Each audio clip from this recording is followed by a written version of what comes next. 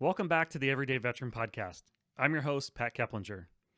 Last night, we met Blake Weller, Marine veteran who served with 2-7 and a recipient of 2 Purple Hearts. Tonight, we continue Blake's story of his service and his time after the service.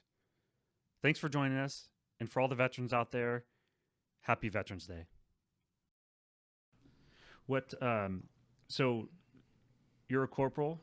Yep. Within 2 years, you have 2 Purple Hearts. Yeah. What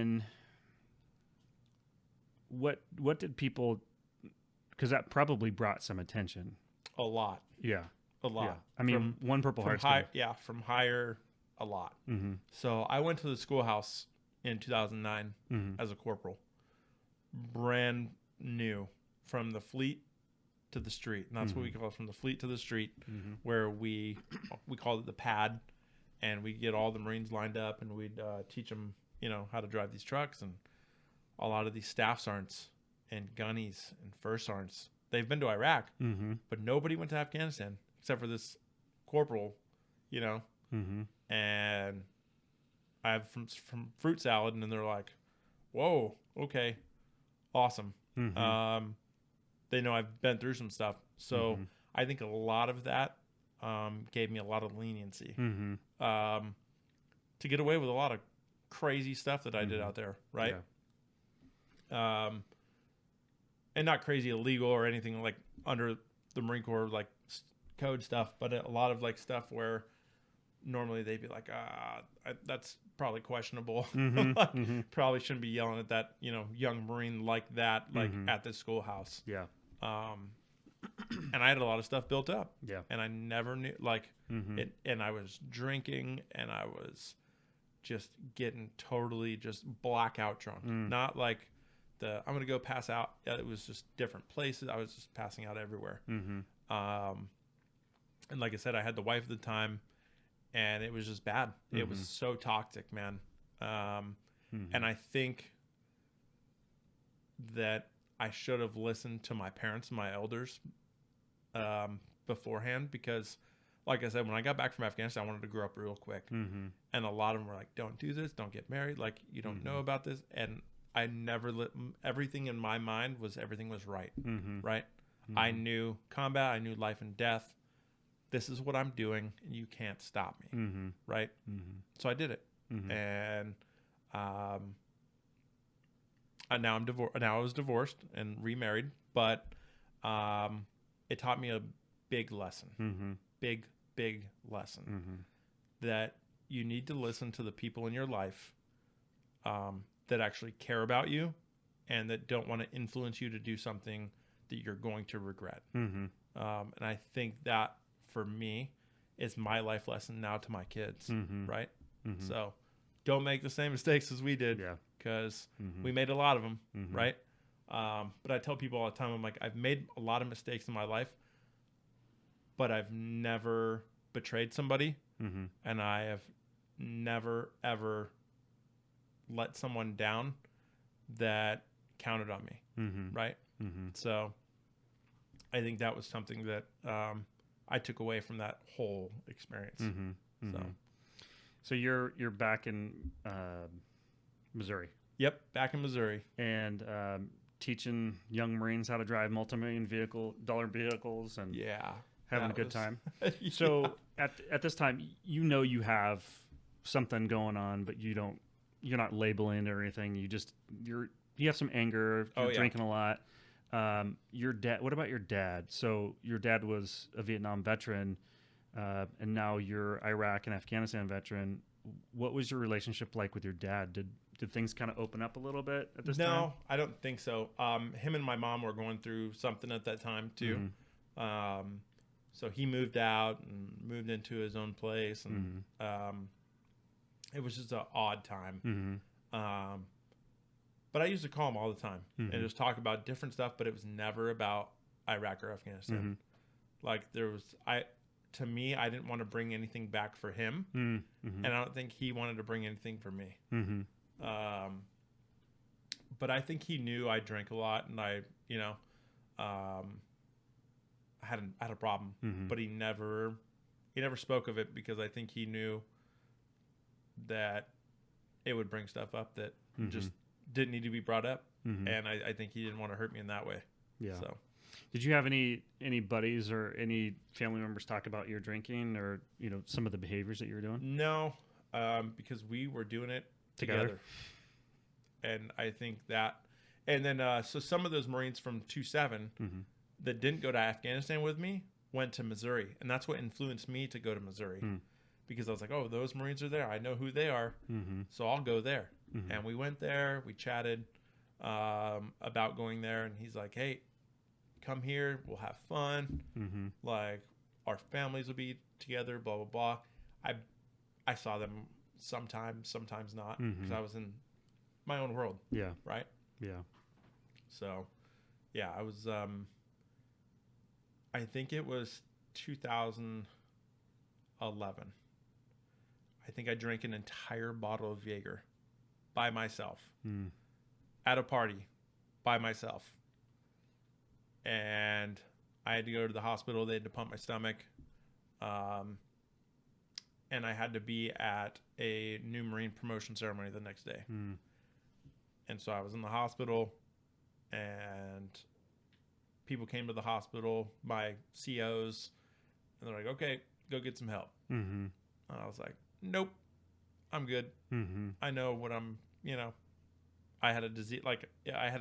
I was a drunk, and a lot of people didn't realize I was functioning alcohol. Like, I was functioning. I was going to work. Drinking. I had it in my water bottle. I had vodka orange juice in my water bottle while the Marines were driving. That that was it. It was toxic. And nobody knew, or they nobody knew. Oh, nobody knew. Nobody knew. Like, it was just a whirlwind when I went to the hospital, and they're like, what's happening? And so I told them the whole history, and this is what I've been doing for the past 3 years. Right. And was that a military hospital, or was it the civilian? Yeah, military hospital at Fort Leonard Wood. Okay. Did they refer you to any type of treatment? Or anything? So I went to behavioral health. Okay. Time. This is the first time you've First time. Okay. I did 2 sessions and I left. And I was like, why? I think that I was too big for therapy. I was young. I knew what I knew, and I was like, alcohol helps. Like, I'll just continue to do this. And I mean, I did that for another 1.5 years at least, before I went back to 29 Palms, because I had to go back to 29 Palms for some other awesome reasons from Fort Leonard Wood, and went to 29 Palms. And did you go back to 2-7, or were you? No, I went back to MWSS 374. It was an air wing unit. I didn't even know there was an air wing unit in 29 Palms. I didn't even know that they had an airfield. Like, while I was there as a junior Marine, I had no clue, because I didn't spend any time on that side. And yeah, so I went back there and ended up getting treatment there. Forced, or did you? It was forced. It was forced. My command was like, you need to go. And that was 2012, early 2012. And then my dad died in June. In 2012. Yep, June of 2012. in June of 2012. And that started right back up. Like, I was angry. Like, I was just like, I'm tired of death. My aunt passed away right after that of cancer. So I was like, I'm done. Like, I am done with this death stuff, and I'm going to drown it out. Right. So, and you were with your dad when he passed away, right? Yep. I was with my dad when he passed away. Yep. So, yeah. So drank some Kool-Aid, and I tried to go to sleep a lot. Right. Because going to sleep and waking up, like, I want to go back to sleep now. And I drink again. Right. And finally, I was drinking with some friends, and all of a sudden I was like, man, I don't feel good, like, at all. And so went to the hospital. They had to pump my stomach again. And then I wasn't done drinking after that, but I was to the point where I was like, I am ruining my life. Me and my wife split up at the time. We're like, okay, yep, see ya. Like, the the bottle was my wife at the time. You know, that was my way of coping with everything from the past. And so 2012, I finally was like, okay, well, I'm gonna quit drinking, but I'm not gonna quit. I'm gonna just settle down myself. I've never been a pill taker. I've never been like somebody to take medications ever. Still to this day, like I hate medications. So I just stopped drinking and I started living better, at least before I got out. So you finished up that next enlistment? Yep, and I EAS'd July 28th of 2013. How was that transition of you getting out? Were you set up for success? Did you know what you were going to do? No. So I had a girlfriend at the time, which is now my wife, Christina, and I went and stayed at her house for 8 months on the unemployment line. I went from a sergeant who was in combat to the unemployment line real quick with no plan whatsoever. And I felt worthless. But I wasn't drinking. And I think she saved me from that. Her and her family, they saved me from drinking and going off the deep end completely.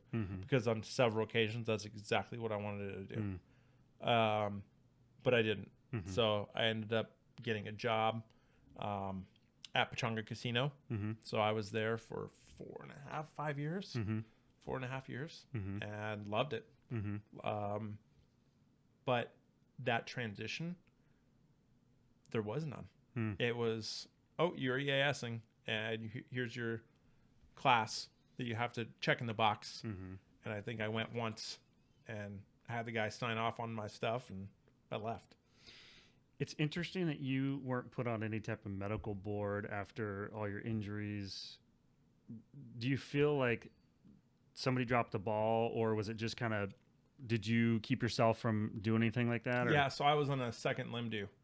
Okay. And I was ready to get med boarded, and they told me in 2012, the beginning of 2013, and they said, "Hey, you're probably going to be here another year." And I said, go through the med board. To go through the med board, and I said, "No way, not me. I will not stay in this place any longer. I've had trauma in this place. I've had Marines die on my watch in this place. Not happening." Yeah.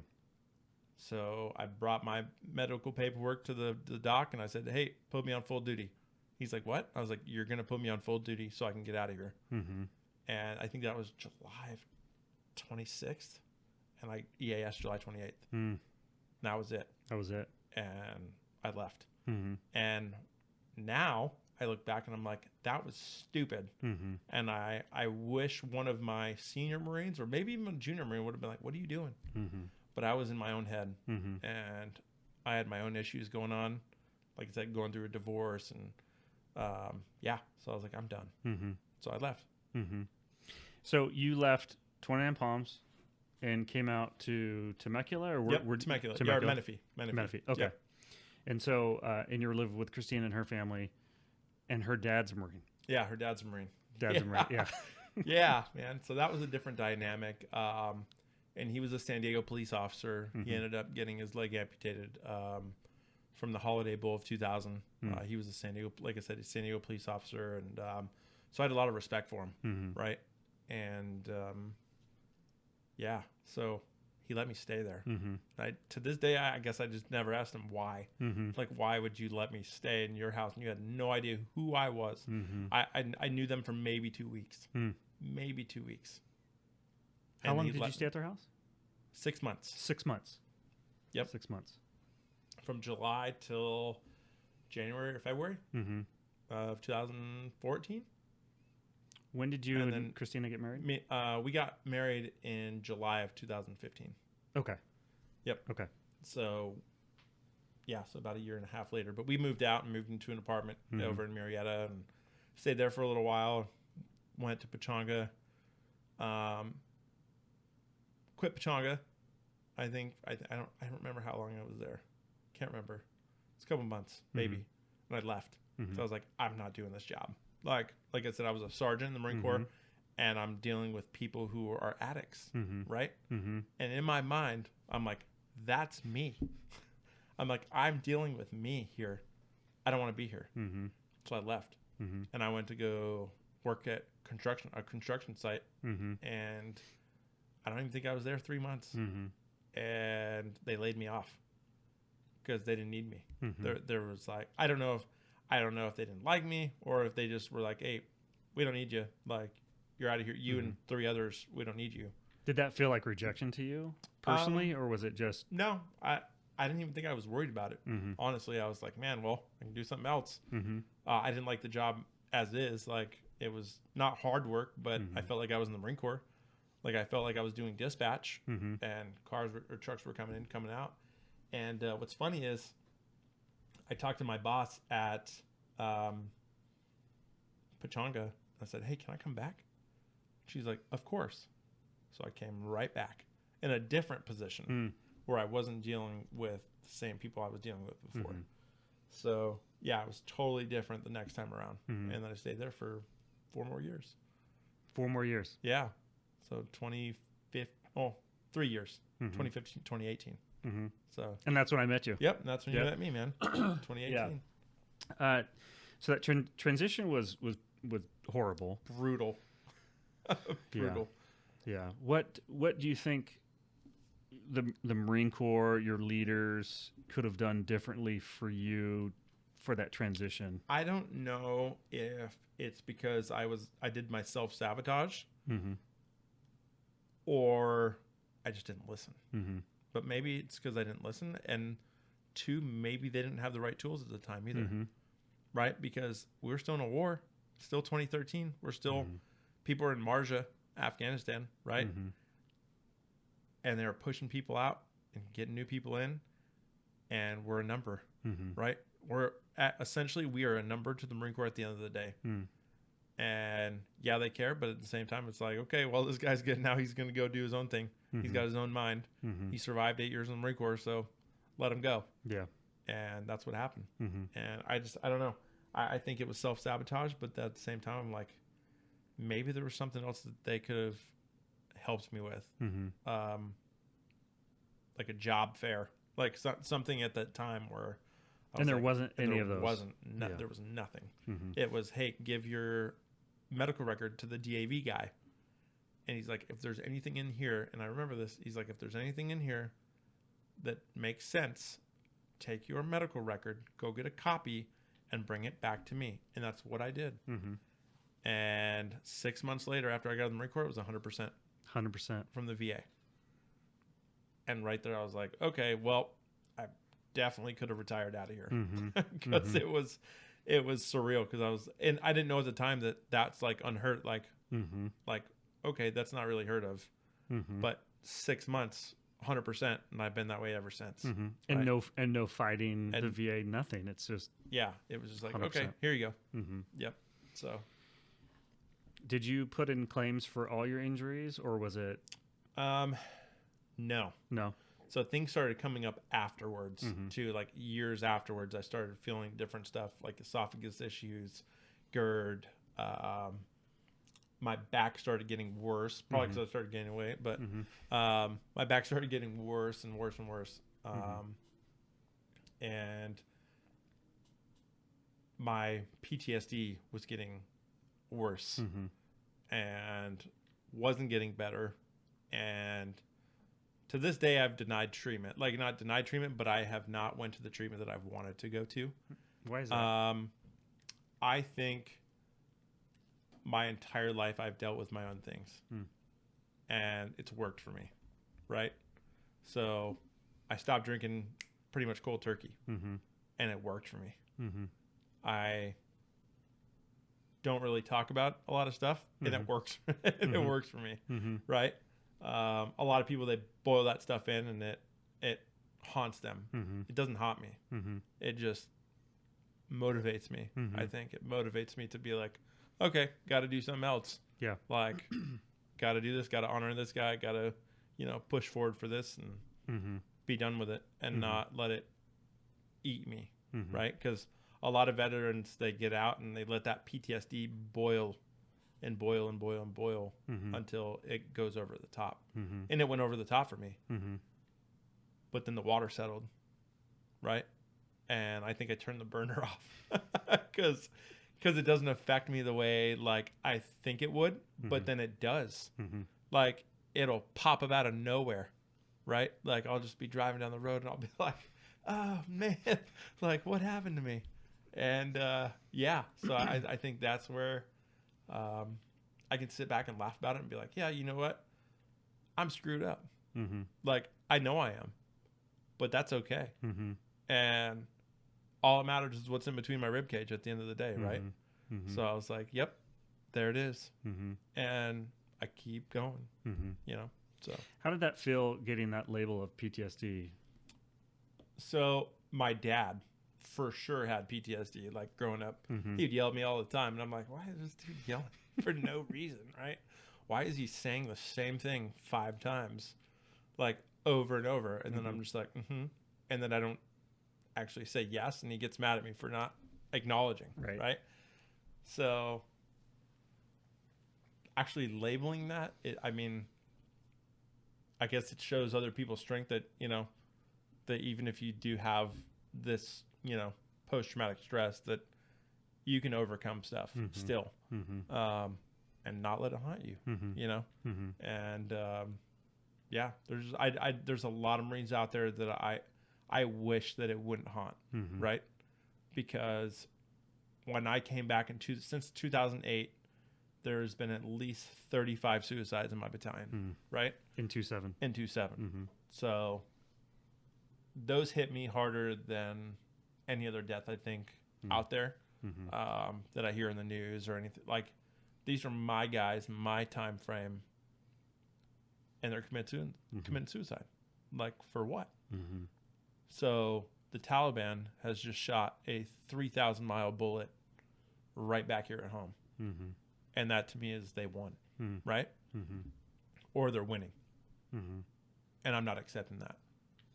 You got out in 2013. Yep. And you're still experiencing buddies who are committing suicide. Yep. And not like distant ones, but close ones. Like people I actually interacted with and knew and still talk to out of the Marine Corps too. So it's everywhere, right? That stigma and that issue is out there, and it will always be out there. But you have to talk about it, right? Like that is the only thing you can do to stop it, right? Because people ask me all the time, they're like, oh, why didn't he come talk to me? You're not stopping that. Like, you can talk to him till he's blue in the face. That person is going to commit suicide regardless that they pick the phone up or not. Right. At the end of the day, they're going to do it. And for me, now it's an acceptance.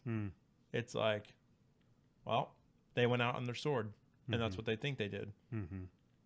But a lot of people, it's like, no, they didn't. Like, so yeah, so it's a weird conversation to have with people that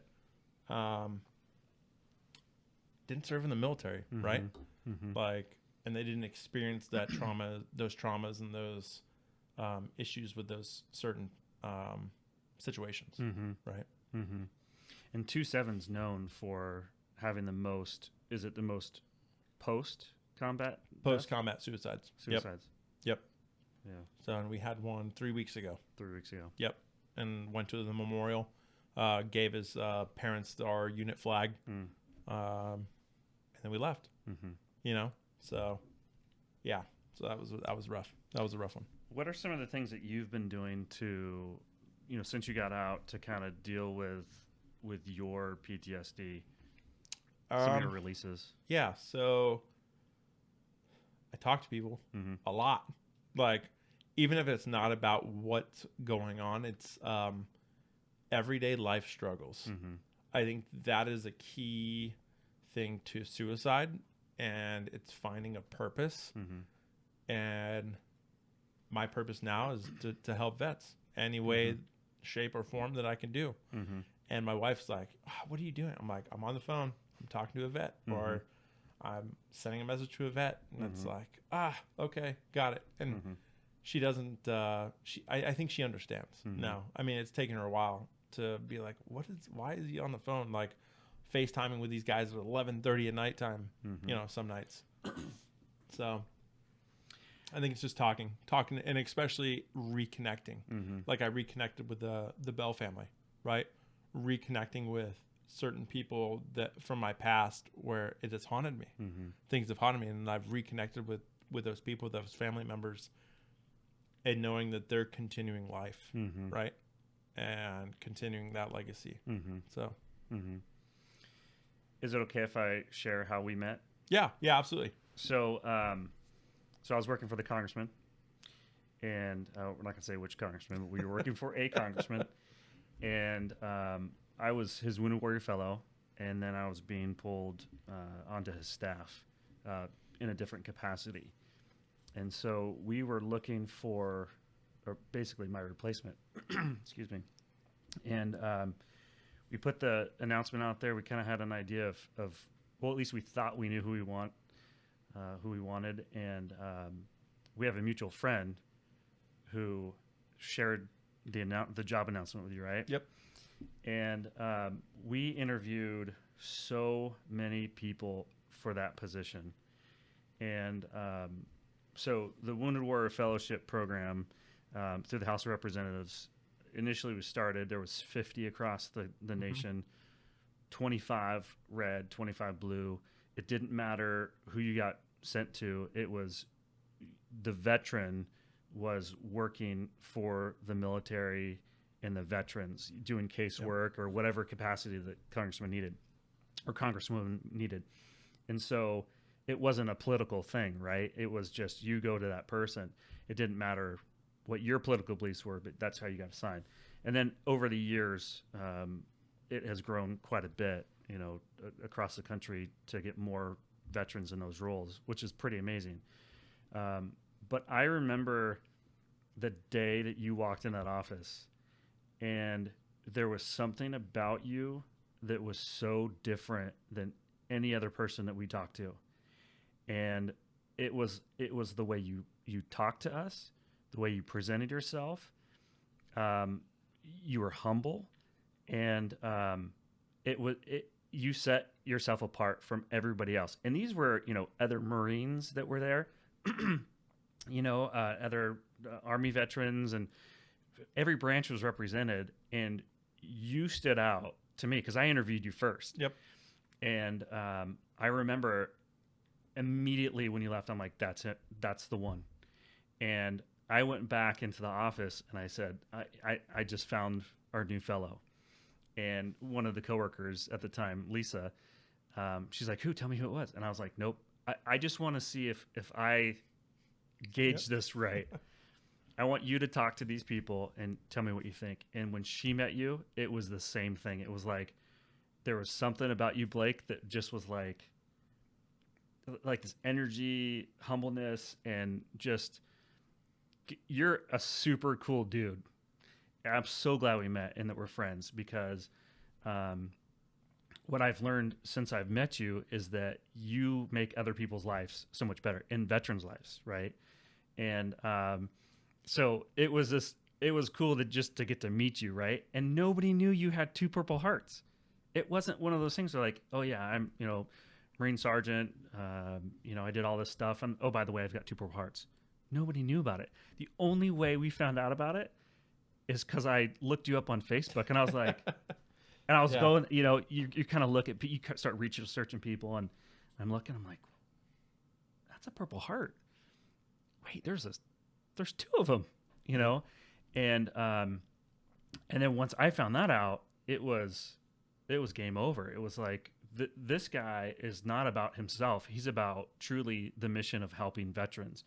And I remember talking to the congressman about you, and it was like an instant, yep, that's my guy. And, I think that was probably one of the best decisions that we had made on that staff to bring you on board. The work is different, right? Yeah. But that's how we met. And I'm so glad to have met you, because I know your heart, Blake, is is so pure, and hearing all about your stories and everything, and the people that we dealt with every day in our jobs, helping other veterans. So many people would have given up, right? Yep. They would have, ended their life, or they would have just said, poor me or whatever. But you were a survivor, and I don't think anybody that I met had your situation.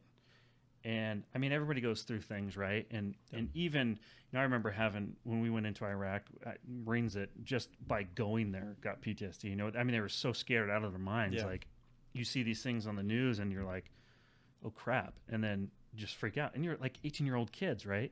Yeah. But you told me about one of your nicknames, Bad Luck Blake.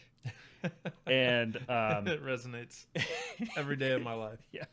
Because all these stories, and there's so many stories that you've shared with me over the years about things that have happened, and it's like the bad luck stuff, but you've made it. Yeah. Right? Yep. You've told me about a car accident, you've told me about some other stuff. Yep. And we share a lot of, I think, similarities in terms of, our dads, the influence of our dads and stuff like that, and them being there for us. But I'm just so glad that you came here tonight to share your story. And I think it's so important to tell your story. Yeah. Right? Yep. And how you survived, and what it was like for you, how hard it was, but you overcame. Yeah. Right? So now you're married to Christina. Yep. Talk about your family now. Yeah. So I got 2 boys, Silas and Everett. Silas is 5. He's in kindergarten. Everett, 4 years old. He's in speech. He had a torticollis when he was a kid. And explain what that is. Torticollis is when your neck is stuck on your side, or your shoulder, and they had to cut the nerves in his neck to straighten out his head, and to get it strengthened back up. Like, we had to do a bunch of physical therapy with him and things like that. And since his tongue was down for a long time, for over a year, that when it went back up, it still affects his speech. So he had to go to speech and things like that. So yeah, he's improving every day. And I can hear it in the voice. And even though half the people don't know what he says, I know exactly what he says sometimes, which is pretty funny. But man, they are so full of joy, and I'm so glad I made it, right? I'm so glad that I did survive, that I'm seeing these kids grow up, you know, and I have that family that I've always wanted. Yeah. So yeah, it's pretty neat. And then my wife worked at Target for 16 years, and then she went to Starbucks for a little bit inside Target, and she got pregnant, and I was like, there's no reason why you need to work anymore. Like, you raise our kids and stay home and take care of them, so I don't have to pay $600 for daycare when you're making that at Target. So there's no reason for it. Right. So I was like, stay at home, take care of the kids, and I'll take care of everything else. Right. So how's life these days with dealing with your PTSD in the home and having 2 little boys? It's because so it is rough, right?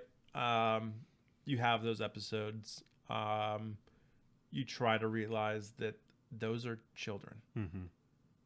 And when the episode is happening, you don't realize that. You realize that afterwards, after you're like, wow, like, I just yelled at my kid like that for no reason. So I'm learning. It's a learning process, right? When they were babies and the screaming and crying, I think that hurt me the worst because I couldn't help, right? And that's what I want to do, and that's what your instinct is to help. And a lot of other people are like, oh, we'll just let them cry it out. I still can't to this day let them cry it out, because it just hurts me, because I'm like, oh man, I want to help them. So yeah, so the PT, and I think my wife has helped so much in the fact where, like, she doesn't drink that often either. And so it doesn't give me that urge to drink, like, at all. I mean, we go out and we have one drink and we're like, okay, well, that was pointless. We just spent $18-19 on a drink, and it did nothing for me. Like, so it's a good family dynamic. I think, we live about a mile away from her parents, so that's pretty cool. And all the, nephews that I have, because I have 3 more nephews, and we all had kids within 5 years. So all of them are 3, 4, 5 right now. 3, 4, 5, 6 right now. And there's 3 sisters and a brother. Is that right? Or yeah. Yep. 3 sisters and a brother. Okay. So that's such a huge family and such an awesome dynamic. Everybody has their own niche and things like that. And, but at the end of the day, we love each other, right? Like, we'll have arguments, we'll have bickers, we'll have drama, and our own TV show if we wanted it. But no, it's a good dynamic for sure. And you're one of those guys that knows everybody. Yeah. It's crazy how many people you know, and it's goes back to you just being a person that connects with other people. You had a roommate back in 29 Palms. Yeah, so I wasn't a grunt. I was motor T. He was a grunt. And they put us in these rooms because they were all in deployment. And for the first couple months, me and Clay were roommates, and then they kicked us out, and we set our separate ways. So why don't you tell everybody who Clay is? And yeah, so Clay was a Marine. Clay Hunt was a Marine, and his demons took him away from us. Ultimately, in 2000, oh my gosh, yeah, I can't even think of the year right now. But yeah, so it was a crazy time. Because I think that was one of the first suicides that hit us hard. And I ended up working for this congressman, and there was a pamphlet sitting on this desk, and Clay's face was on it. And I think I knew at that point that I was exactly where I was supposed to be. I think that was my aha moment. Because I was having a hard time at the beginning, and I was like, man, do I want to do this? This is a lot of work. What am I going to do? And then, yeah, his face was up on that pamphlet, man. And I think that was holy crap. I served with this guy. I knew this guy. And, yeah. And that pamphlet was for the Clay Hunt Saves. The Clay Hunt Saves Act, yeah. So it helps veterans transition back with their mental health, and helps them when they go to the VA, their services for them, because that's what he did not have. Right. He didn't have those services for sure. And in your everyday job, you're literally saving lives.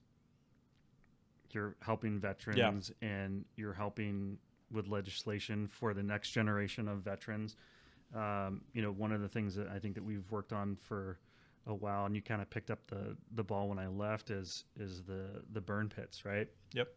So tell me a little bit about the burn pits, if you can. So when I was in Camp Fallujah, Iraq, I would go to the weight room, and our weight room would be full of smoke, and man, this is annoying. It's hard to work out with a bunch of smoke in your face, but we worked out anyway and continued on our day. And then it would clear up by noon, because they would burn at 8 to noon or 8 to 10, and didn't realize that those burn pits were right next to our living quarters. Right. So when I came to the congressman's office, and I heard a story about one of the Air Force veterans, Jen Kepner, when I heard her story and what happened to her, I was like, man, this is real. It's still real, and I want to help any way I can. Right. So yeah, so we've been working on that burn pit bill for 3 years now, total. So, and hopefully this winter it's going to come to a close. We'll see. We'll see if it comes to a close, and see if those veterans get the benefits that they've earned and deserved. Because we've heard of stories of veterans who are in their 30s who've never smoked in their lives and have COPD. Yeah. veterans who have healthy lives all of a sudden come up with these crazy cancers and die at a very young age. And we've said it's the Agent Orange of our generation, right? Yeah. And that's one more thing that connects us to our dads, right? And it's just something that is so important right now because not everybody knows about it still. Yeah. Right. I mean, it's still, we've never, of course you're in that smoke and I was at Camp Fallujah too. And, it just becomes, the first time you smell it, you're like, oh, it's nasty or whatever. But then you're just kind of like, oh, it's just part of the scenery or whatever, And when I would go talk to other veterans, like, hey, did you ever experience or ever exposed to burn pits? And I'm like, no, what are you talking about? I'm like, go back. The Iraqi crud. Yeah. And they're like, oh, the crud. Yeah. I'm like, the crud. Remember that smell? Yes. Yeah. But it's something that is super important for our generation, right? And so thank you for, keeping going with that. And so what do you think is next for you, Blake? What do you I don't know. Mm-hmm.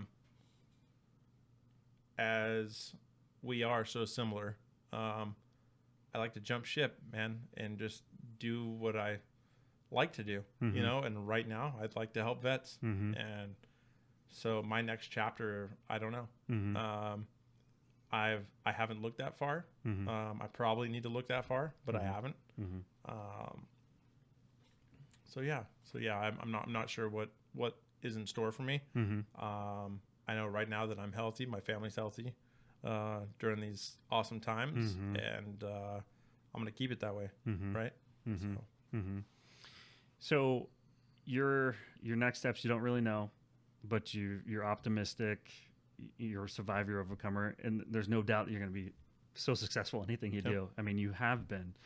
I know that, like I mentioned before, the day that you came in that office was a highlight in my life because I got to meet you, and anybody that's listening to this could probably hear it or see it, but until they meet you face to face, there's something about you that is just, it's pretty amazing. And I think our fellow veterans are lucky to have you. And once you find out what you're going to do to help veterans, because you've already been doing it, yep, it's going to be amazing. It's going to be amazing, Blake. So any parting shots? I just want to reiterate, man, right back at you, dude. Mm-hmm. Everything that you've said about me, I can turn it right around and say it about you, man. First time I met you, I was like, dude, this is an awesome, awesome man. And also he was a Marine. I'm like, dude, like, why can I meet this dude 15, 20 years ago? Like in the Marine Corps too. Because you probably would have had a better hold on me than half my guys did too. So, no, man, I just want to thank you for bringing me on here. Mm-hmm. I hope this gets out to at least one person mm-hmm. and helps one person with my story, and I hope veterans continue to tell theirs. Mm-hmm. Well, Blake, thanks for coming on the show. Cool, really appreciate it. Awesome. Yeah. All right, brother. Thanks. Before you leave, make sure you like and subscribe to this podcast. Leave a comment. And thanks so much. And happy Veterans Day.